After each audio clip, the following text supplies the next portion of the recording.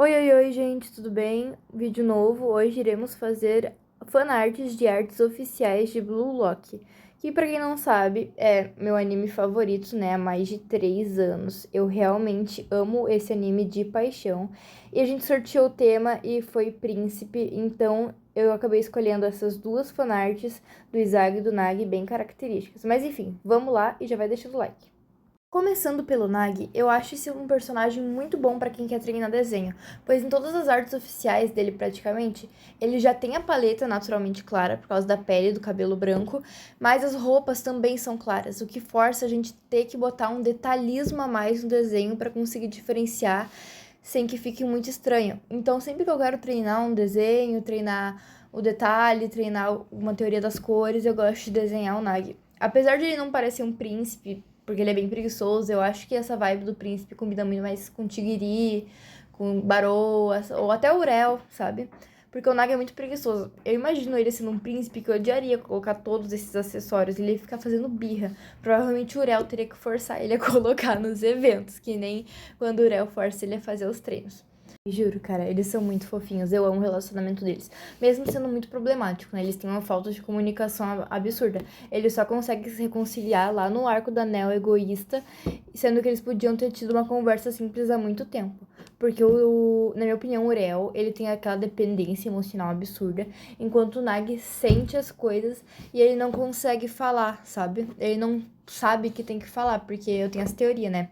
Porque como o Nagi sempre foi muito sozinho, tipo, a companhia dele era um cacto, ele nunca aprendeu que ele tinha que falar o que ele sentia, porque, tipo, ele nunca teve ninguém pra socializar. Então, o povo fala mal do Nagi, mas eu nem posso culpar o tadinho. Nunca aprendeu a socializar na vida.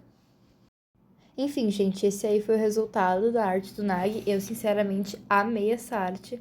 Eu gostei muito, eu acho que é das minhas favoritas, apesar de ele ter ficado meio vesgo, mas a gente ignora, né, gente? Vamos lá pra do Izagi. Mas antes da gente continuar, se vocês estão gostando até aqui, se inscrevam e deixem o like. E se vocês estão gostando dos meus desenhos, podem deixar nos comentários sugestões de que personagens vocês querem que eu faça e qual tema que eu posso colocar na roleta e sortear. Mas enfim, gente, bora pro Isaac. Aqui não tem enrolação, né? O Izagi eu fiz diferente. Eu fiz o rascunho num papel e eu fiz por cima o desenho. Cara, o Izagi, ele não é muito do glamour, né? Mas eu acho que ele tem carinha de príncipe, aqueles príncipe bonzinhos, sabe? Por causa do protagonismo. E daí, tipo, ao mesmo tempo que ele é egoísta, como, tipo, um rei, entre aspas, deveria ser, ele é bonzinho, ele pensa no povo mesmo, não sendo programado pra isso na Blue Lock. Tipo, ele inconscientemente fala, vamos vencer juntos, sabe? Enfim, eu acho o Izagi um personagem muito injustiçado. Por causa que todo mundo fala que ele é suco de roteiro e não sei o quê. Mas, tipo, tá, todo protagonista tem a ajuda do roteiro. Mas quando o Rin desperta o ego dele do nada, na partida do PXG, desculpa o spoiler, gente, ninguém fala nada quando ele desperta do nada por causa de um flashback.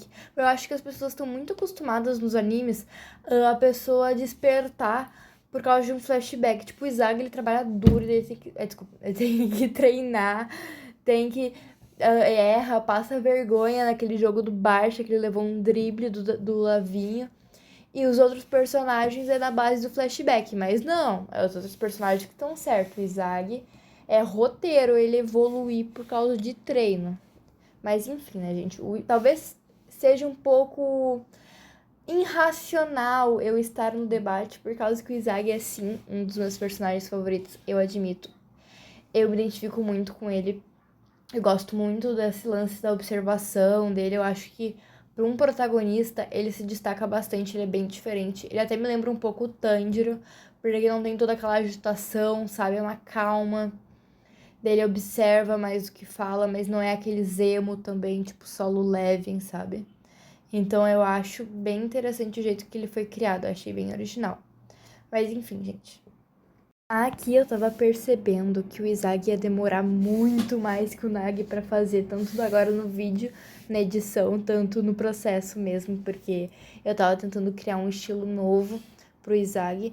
Talvez o Izagi e o Nagi fiquem meio diferentes, eu não sei, não terminei enquanto eu tô fazendo esse áudio, por causa que eu sempre fiz um estilo mais tipo parecendo tradicional, com riscos, tipo, parecendo que tá desenhado.